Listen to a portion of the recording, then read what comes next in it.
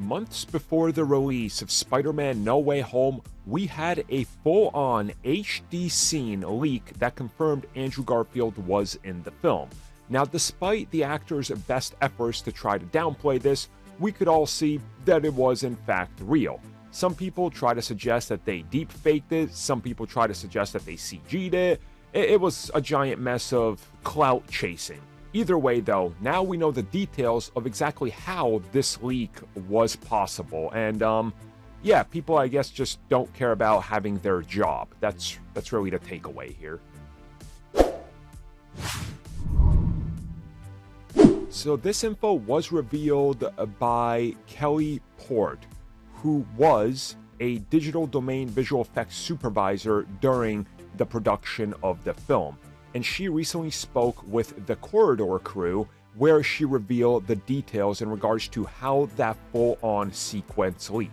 Now, in case you don't know which one I'm talking about, it's the one with Andrew Garfield just kind of bent down, his arm is up on one of those steel rods, and, you know, we had a full-on, like, 1080p 4K leak of it. It was pretty much confirmed right there that, yeah, this thing is legit, because how do you fake this? So the details we got here from Kelly is the fact that thousands upon thousands of people work on this, like their visual effects team, which is one of the biggest teams out there.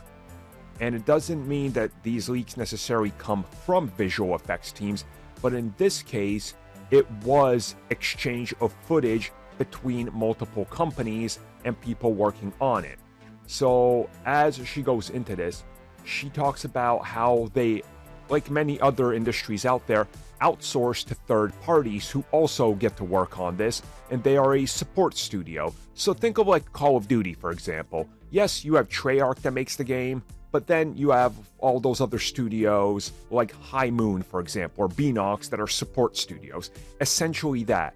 And she reveals that that's exactly where it came from, and you saw this whole thing. There were sequences out there with watermarks, and that's why they include them. So once the leak happened, once multiple leaks happened, including the trailer, they knew exactly who it was. And as she reveals, well, you don't get to keep your job, and your studio is never gonna work again.